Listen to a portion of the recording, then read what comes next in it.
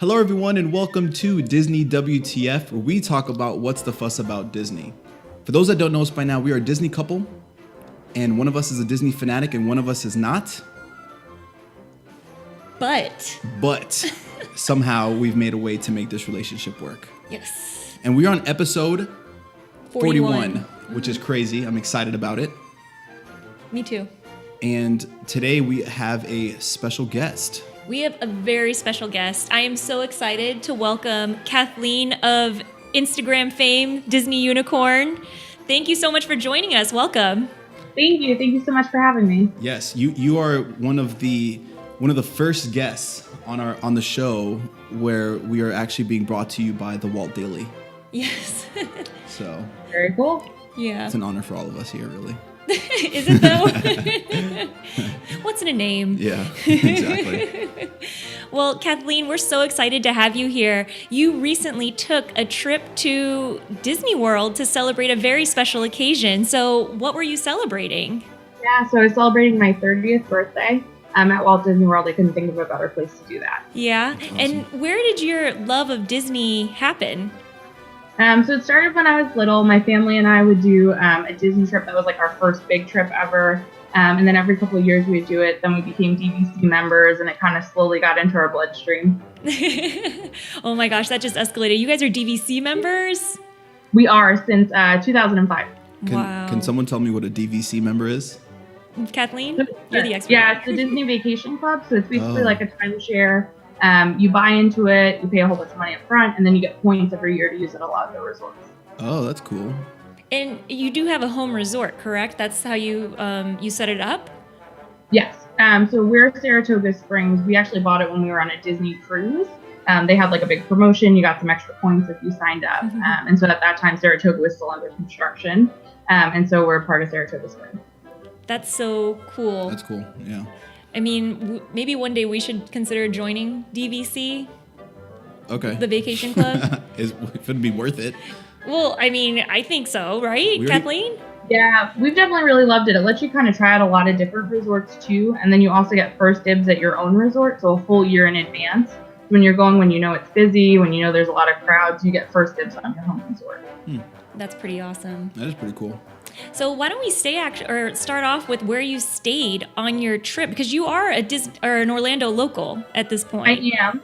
And so one of the nice little perks of planning a like actual Disney trip is getting to stay at the resort. So I definitely wanted to pick something that was fun. We did use Disney Vacation Club points. We stayed at Animal Kingdom Lodge on the Kidani Village side, which is Disney Vacation Club. Wow. And you had a safari, a savannah room, didn't you? Yeah, we did, which was great. We woke up in the morning and saw zebras. Oh, Later in the day, we saw a giraffe looking over. So that was really awesome. It was a nice little extra when you definitely want to enjoy a resort and spend a little bit more time to have that. Mm-hmm. And what went into your selection of picking the Animal Kingdom Lodge? So I knew that we were going to have a fairly big group. There were 9 of us staying there and then 12 people total kind of coming in and out and hanging out. So we definitely wanted a lot of space. Not everybody had experienced the Animal Kingdom Lodge before, but I had done it maybe about 5-6 years ago and loved it. So I was really looking forward to doing that again. It was kind of a little bit more of an extra treat for us. Mm-hmm. I think it's one of my dreams to stay at the Animal Kingdom Lodge also, just with the savannah room, with giraffes walking by your balcony in the morning. Like, it just sounds like a wonderful way to have your morning coffee. She was. Yeah, it was great. She was following your. She was following, I think, your journey, and I could just hear the FOMO when she was telling me about how excited she was for you and like seeing everything that you were doing. I could just. You could even almost smell it, really. The FOMO. If you're missing out. Yeah, I would like show Richie, like on your Instagram story, like, oh my gosh, this is what they're doing now. Yeah. It's so crazy. It's awesome. So hearing what the episode was going to be like, I wore my magic band today. So because I really want to feel like I'm there, and Nice. really get the full experience using the magic of the magic band. Yeah. Well, I didn't realize it worked that way. But I'm gonna glad. start doing this and see if it works. Like, what if I'm like just all of a sudden just like slightly more magical because I have the magic band on? Yeah, I think that works Small like that. possibility. Yeah. Yeah. Very small possibility. Yes, very small. Wow, you did have a big group go with you. So who all went with you? So my two sisters both traveled in. One flew in from New York, one drove from Savannah. My one cousin flew in from Wisconsin, and I have a cousin that flew in from New York, and then a whole bunch of work family friends. Wow, that's so awesome. I mean, what a big special occasion, and all these people are going to celebrate it with you in the most magical place on earth. That's just incredibly, incredibly cool. And so when you're planning as a local, what kind of decision process goes into how long you're going to stay, since you're already kind of there in a way, right? Right. So work constraint was definitely part of it. The nice thing was it allowed our whole group of 12 to actually kind of come in and out. Some people were working on Saturday, but not on Sunday, or vice versa. So that was definitely part of it. And then we never really felt like we needed to do it all. When we would go once a year or once every 2 years, it was kind of hit the ground running, have to do everything, run to every attraction, make sure you don't miss a thing. This was much more of a laid back, more adult kind of feeling trip. We're going to do our fast passes. We'll do a couple more things that we really like. Food was a very big focus of this trip. So it's definitely a little bit different when you can go, like the next week, you can go back and do the things that we didn't do. Yeah. I love that food was a focal point of the trip. I feel like any Disney trip, you gotta center on the food, which I can't wait to hear about actually. So that's gonna be awesome. And I always wonder, because you're posting so much on Instagram about it feels like you're at the parks every single day. And it's pretty close. So when I first moved here, I used my annual pass 76 different days that year, which is a cool fun fact. You can ask them to scan your band and tell you how many different days you've activated it. Nice. So I felt like with my 80-hour work week that I really accomplished something by doing 76 different days. Definitely a soldier of Disney. Yeah. That's so cool. And then, okay, so you're checked in, you're ready to go. Where did you go? What parks did you visit and plan to go to? Yeah, so Saturday we did Magic Kingdom. We did have one person that was not an annual pass holder, so we tried to keep it to one park a day for financial reasons. And so I love Magic Kingdom. That's always kind of like my ultimate. It's what you think of when you think of Disney. Mm-hmm. So that was definitely something I wanted to do. And for that we had Seven Dwarf Mine Train fast passes, which is always awesome. And Space Mountain and Big Thunder. You got all those fast passes? Yeah, so that is the advantage of staying at a resort, because I was able to book 60 days out. Nice. So that was a really nice thing. And then everybody had annual passes, so I didn't have to wait for them to buy their tickets, to book fast passes. So that really helped kind of streamline everything. And then Sunday we went to Epcot for the Festival of the Arts. And that actually was really great timing because it poured. So there was not a big crowd, and it was Super Bowl Sunday, so everybody left. We did a half an hour for Frozen without anything, just because nobody was there. Everybody wanted to watch the Super Bowl. That's a Disney hack right there. Yeah. Like, if you want to do everything like as much as possible on a Sunday, Super Bowl Sunday. Which sucks if you're a dude, like, or a woman trying to really watch the game, because if you're a significant other, like, if that's a plan, then you have to really figure out a way to get your Super Bowl game with you while you're there. But you can do both, which is crazy, because the way technology is now, you can watch the Super Bowl and wait in line for Frozen.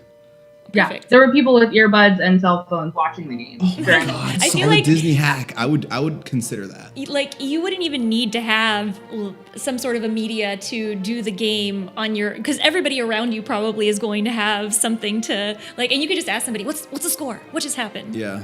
Yeah. Brady, it was fun because we're all kind of watching together. And yeah. Just bring like chairs and chips and stuff. Yeah. And like, what are you guys doing? We're doing two things. I brought the guac. You can see one clearly because we're in line for Frozen. Two, we're watching the Super Bowl. Come join. Here's some chips and dip. That is definitely a fun tip. I have a question, because I didn't even know that. So I knew that if you were staying on property, you could start booking 60 days out for the fast passes. But in terms of, you had a big group, so that big group could all book out fast passes as well? They could. So our hotel slept 9 in our room, and they give you a little bit of wiggle room with like the number total that you can book fast passes for. So they were all friends on my Disney Experience app, and I was able to just scoop them up for everybody, which is great. That's so awesome, because gosh, you got so many like e-ticket attractions on your list. I couldn't believe it. Wow. Okay, so tell me about your day at Magic Kingdom. So you rode Seven Dwarfs, Mine Train, Space Mountain, Big Thunder. What else was your touring there? Yeah, so my one cousin, who's not kind of the Disney fanatic and comes very less frequently, really wanted to ride Pirates. And so we waited an hour for Pirates, which is kind of very against the rest of the group's norm. But because we're all together, we played Heads Up in line, and we had a very intense Disney Heads Up competition going, which was a lot of fun. Sounds awesome. So the time really flew by, which was great. I can imagine someone that's like, I will not wait more than 40 minits for Pirates. And someone just totally like I could do this next boycotted. And stormed off towards the castle. Like, okay. Stupid. That's a terrible idea. You got a little In 1 hour. There's no storming off in Disney, Richie. Well, magical storming off. No. Like there's pixie dust coming off of your head as you storm off. Like sprinkles. And then you just like go. I can see it. Yeah, okay, wait me. We should make a video doing that. That would be funny. Okay. Anyways. Wow, but that is definitely a long time waiting in line for Pirates. But I mean, it's a classic. So I get anybody who doesn't get to go very often wanting to see it. I think they're justified. Yeah. And then we tried the new tater tots at Friar's Nest, which were really good. What did it have on it?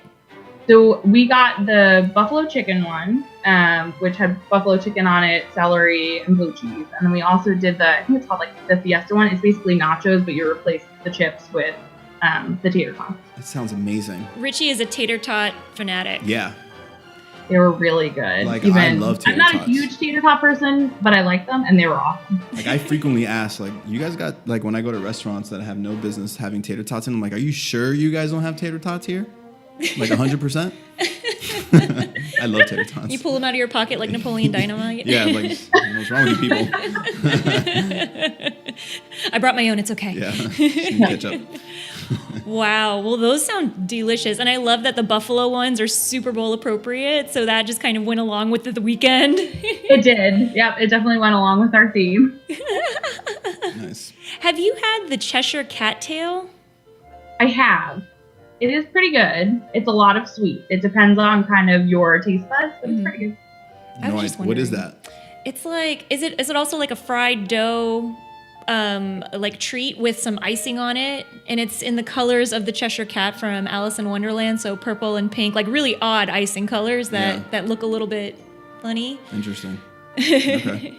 But it's supposed to be like the best new Magic Kingdom treat. And I've never tried it. I've always wondered. I'm gonna call false on that because the whole tater tot thing happened. Okay. That's the best one, I'm sure. Yeah, I think it's better actually. The that tater one's tot. definitely the best one. There you go. That's awesome. All right, cool. So what else did you guys eat while you were at Magic Kingdom? So Magic Kingdom, we actually did the fireworks dessert party. So we saved up our appetites a lot to do that, which I'd never done before. And so that was one of the things that was like, this is a special weekend. We want to do something that I haven't done, that none of us had done. So we had kind of a new shared experience together. And so we kind of saved up our appetites into the flat fee and all you can eat dessert. And so that was what we did in the evening. Wow. And what about, can you give us a mini review of how the dessert party is? Sure. So I thought it was awesome overall. We did the garden view. So you either have garden view or terrace view. The terrace view is an extra $20 or so, but you actually end up sitting in front of Tomorrowland Terrace, so you're further away from the fireworks, but because you're sitting down, you pay more. We were in the garden view, which is really the hub grass. And the nice thing about it was that we had a reserved area, so we were able to do the entire dessert party and then waltz over with like a minute till Happily Ever After started and have a perfect spot. Oh, that's awesome. Oh, I think that's right up Richie's alley too, because he's obsessed with the hub lawn. He would spend the whole Magic Kingdom day at the hub lawn, just chilling. And if there's sweets involved, he's definitely there. Yes, you bring me tater tots on the hub lawn? It's gonna be a problem. Because they're literally going to have to like vacuum you out, because you're not like, going to move. Sir, it's 1:30 a.m. We need you to move. And this is your 10th tater tot bucket. We need you to move. Your 10th tater tot, golly, that escalated really quickly. I'm just saying. It could be a problem. I said it was going to be a problem. I mean, it definitely, I feel like I haven't actually done any of the extra, the dessert experiences to watch that nighttime show at whatever park it may be, just because I'm never sure if it's worth it. But something like Happily Ever After that gets so congested and you really want to, find a good spot to see it, it might be worth it. especially if you get dessert along the way. Right. I thought it was worth it. And there were a lot of different dessert options. There was also fruit and like a cheese platter. And so the Happily Ever After one is a little bit less expensive because it's the only park that doesn't serve alcohol freely. So there isn't alcohol at the dessert party. So it's a little bit less expensive too. I think we paid about $59 a person. And I think it's almost closer to $100 for the ones that have alcohol. That's awesome. And so you spent the one day at Magic Kingdom. What did you do that evening when you left? We went to the boardwalk, which I love, and we went to the Atlantic Dance Hall there and got to get our dance on, kind of get out some energy and all really be together. Because you had energy left after the whole day at Magic Kingdom? We had a lot of sugar at the dessert party that needed to burn off. Oh. What's the Atlantic Dance Hall like? I've never been inside. I've always walked by. It looks kind of cool, but never been inside.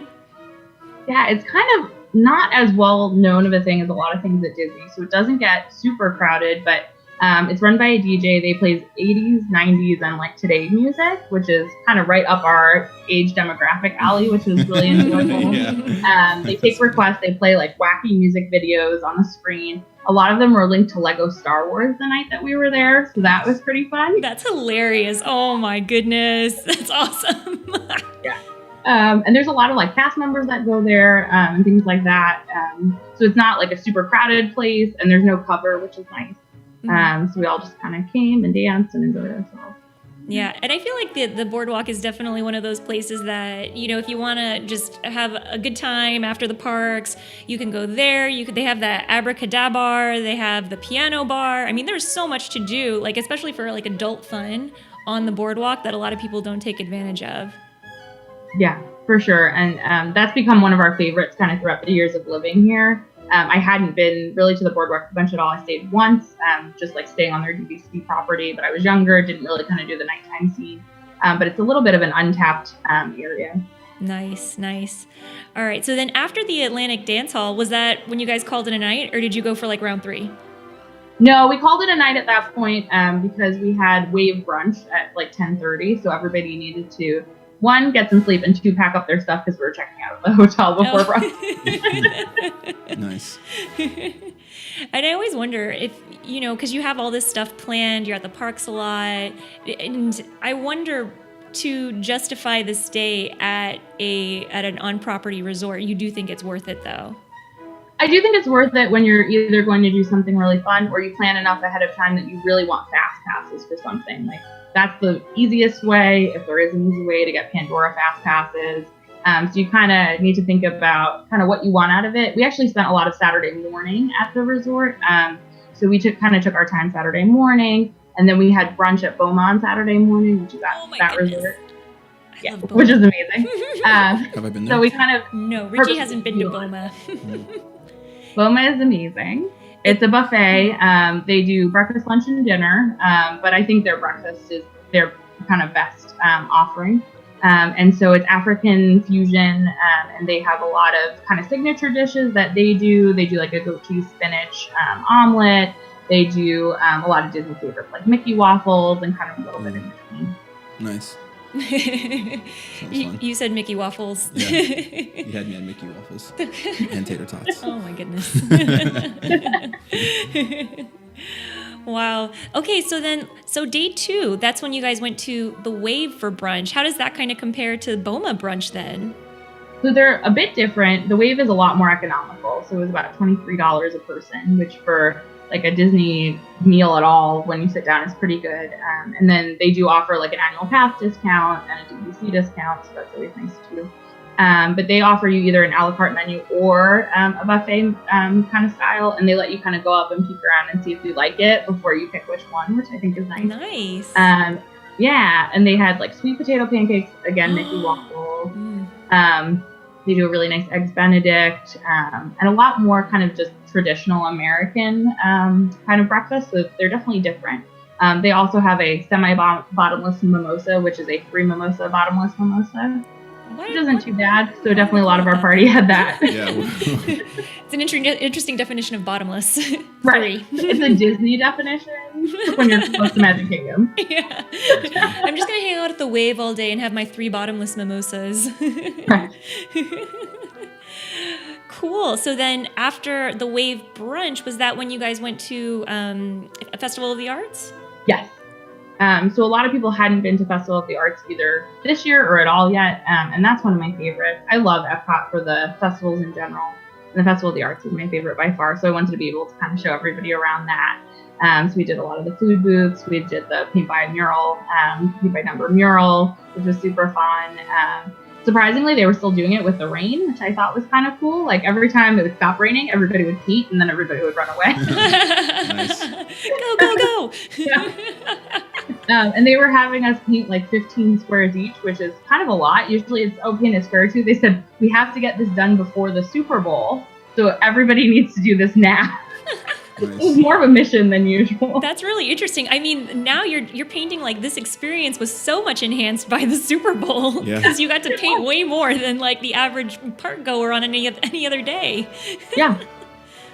So at the Festival of the Arts this year, what were some of your favorite food booths?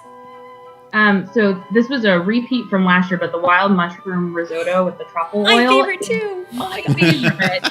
Oh my goodness, it's amazing. I think I've had it like 3 or 4 times this festival.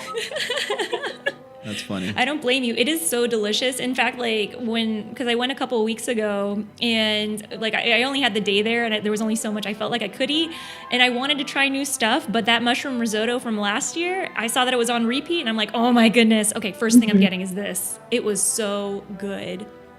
Highly recommended. Plus tater tots. I don't think there were any tater tots. No. It's not what you would. No, but there was a really good meat and cheese platter at that same place with the wild mushroom. It's like the Canada booth, even though it's not themed Canada, it's in Canada. And that was $9, and it was enough for like 3 of us to share, which I thought was really nice. It was like a good financial decision. Meat and cheese are a solid second place to tater tots. I think it's a great tip to go to these Epcot festivals with a bigger group. That way you can get a lot of food and just share it all. That way you can try a little bit of everything and not just, I've had my 3 dishes. That's it. Definitely. Because that way we kind of made our way through most of the booths and everybody got little picks here and there, which was great. That's awesome. Any other booths that stood out to you when you were on your trip? They have a deconstructed booth, and they do a deconstructed Reuben that was very good. That if you like Reubens or corned beef, which my Irish side of my family who was with us is really, they love their corned beef. And so that was very good. And it comes with this rye, like ring of bread. And then it's a shredded corned beef with like a vinegar-infused sauerkraut on top. That was really good. And then they do a deconstructed cheesecake as well, which was new this year. That was also really good. Wow. And did your Irish side of the family approve of the corned beef they got at Disney? They did. They said it was really good, which says a lot because they're a little picky. That's good. Oh, that's so funny. All right. So then what other things did you do while you were at Epcot other than festival activities? We had Soarin' Fast Passes, which was great, and Spaceship Earth. We didn't make our Mission Space Fast Passes. We got a little too hooked into the festival. And it's kind of not a family trip to Epcot without a ride on Figment. So we had to do that as kind of more tradition than anything else. That's awesome. And I love that Figment's the mascot of Festival of the Arts. And so I saw that one of the murals that they did, the paint by number murals, was Figment, but times 5 or 6. Yeah, and like then last had just like him kind of hidden in one part of it, which was cool. So as the paint kind of started to happen, all of a sudden he sort of popped up. So that was cool to see too. That's so awesome. I do love that paint by number. Yeah. The day that I went, it was the monorail. Also super fun. Yeah. So since you were celebrating your birthday, what are some of the special things that you did or maybe even Disney did to celebrate your birthday? So Disney does a really good job of making a fuss out of your birthday. The birthday buttons definitely come with some perks.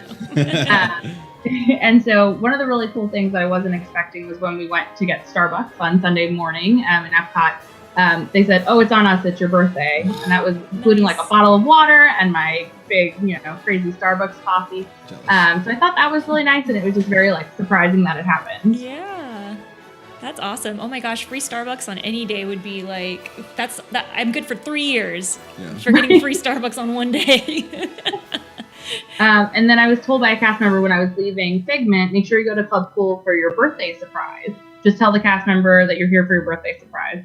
So I went over there, and it was one of their ice slushy drinks. Was free for your birthday, and then they put like a little Mickey head on top of it in the slushy, which I thought was very cute. That's awesome. And where is that exactly? So Club Cool is kind of on the back of Starbucks in Epcot, and that's the place where you can try all the different sodas from the different. Oh, that's where you guys tricked me on that thing. We tricked him on the Beverly one year. That's the way to do it with all the newbies. Yeah. You guys are jerks. It's more like initiation than, actual trying of a drink. Yeah. You have to do it at least once. I'm trying to warn you people. Don't listen to them. If they take you to a drink place, don't listen to anyone. Try this one. It's so good. Yeah. Although I was a little bit disappointed. I think that Richie's reation was just like, oh, yeah, this is okay. Like, he wasn't, like, appalled by it or anything, so it wasn't that much fun. So I didn't want to offend anyone at the time. Is that what it was? I think so. Oh, well.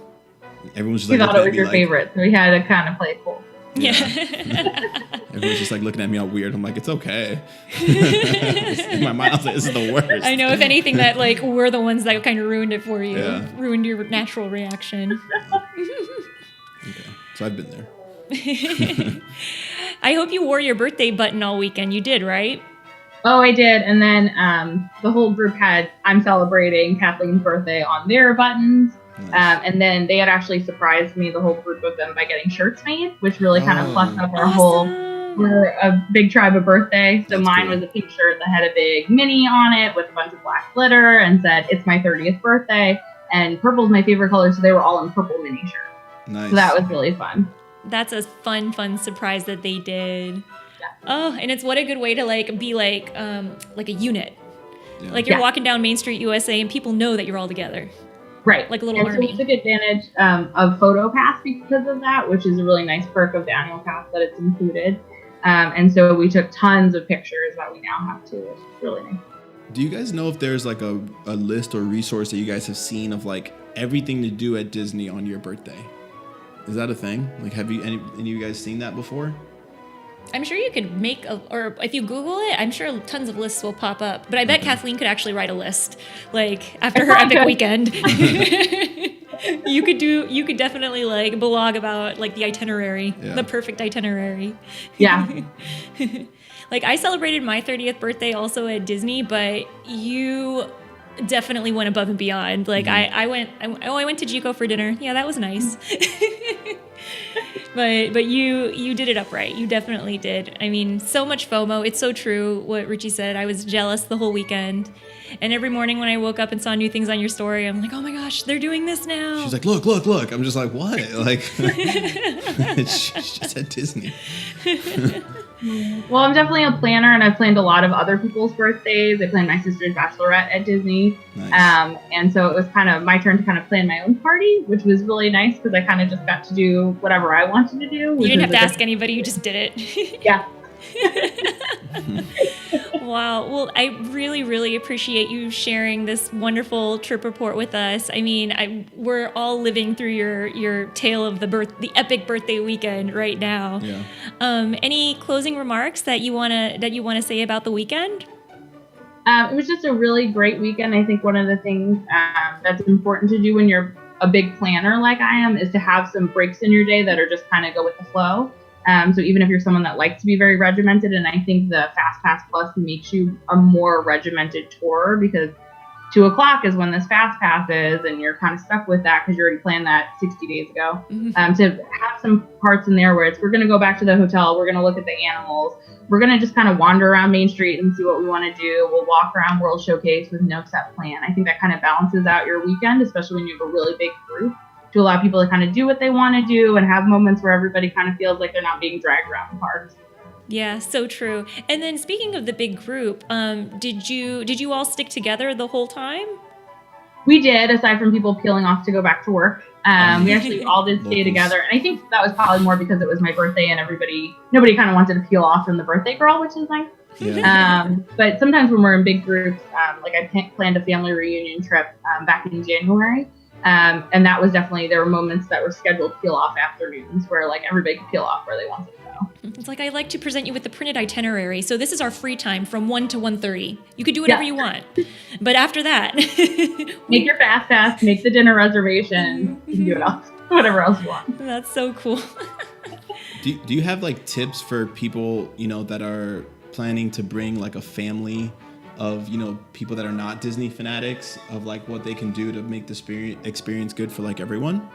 Yeah, so I've taken a couple like Disney newbies, and I think the first thing is to kind of get a sense of what they want out of the trip. Do they want to see as much as possible and maybe be even a little tired at the end of their vacation? Yeah. Do they want a little bit of a balance? Kind of what are they looking to do? And then kind of knowing your group a little bit, I think, is important too. So like when I booked, when we did the family reunion trip, it was a lot of, okay, what are the things that everybody definitely wants to do? Like, this is something that if we leave here and you didn't do this ride, you're going to be really disappointed. Well, let's make sure that we all do that together. Does someone feel really passionate about going to the pool? We need to make sure that we leave some time where that's possible so that no one feels like, even though I'm in a big group, I'm being dragged around. And I think being kind of the trip planner for a lot of trips, you kind of have to find that balance where no one feels like they're kind of being forced to do things or that they'll just stay at the hotel because they're unhappy with the plan. Yeah. And so I think finding out kind of what people want before you start planning it can be really helpful. Awesome. That's an awesome tip. Yeah, definitely. I think so. Because Richie's not exactly the fanatic of the group, so he's just like, what can I do to be happier for myself when I'm at Disney? Pick a couple things that you want to do and a couple of things that are, maybe we don't need to do this time. Yeah. Yeah, cool. Well, Kathleen, thank you so much for joining us on this episode. I mean, it's so much fun to live through your tale of the 30th birthday weekend, and you're welcome back anytime. Well, thank you so much. Thank you so much for having me. Can you tell the listeners how to find you on Instagram? Sure. I'm at the Disney Unicorn, all one word. Nice. I do want to ask on that note, how did you come up with the Disney Unicorn? So that's a good question. So I've always loved kind of Disney. That was a basic. So Disney was actually what kind of sparked my idea of doing an Instagram at all. That was kind of the part that I wanted to document of my life. And then it kind of evolved into, I also really love unicorns and I think they're very unique. So giving kind of a unique perspective on Disney as someone who's a local, someone who's kind of done it all and kind of liking to try a couple of the new things that are either new to Disney or kind of things that aren't as well known. Kind of sparked this whole Disney unicorn idea. That's awesome. I love it. It makes me love you even more. Well, Richie, anything to wrap up? No. We appreciate you being on the show. And for anyone that's listening, feel free to follow us and her on Instagram. We are Instagram, Twitter, Facebook. Please subscribe on YouTube. We're on SoundCloud. Where else are we on? Medium.com and the Walt Daily, which you can find on Anchor.fm and also on your Alexa Flash Briefing. Yes. It's an amazing production going on there. Thank you. Well, as always, thank you everyone for listening. We really, really appreciate it. We hope it brought a little bit of magic to your day, and we'll see you next time.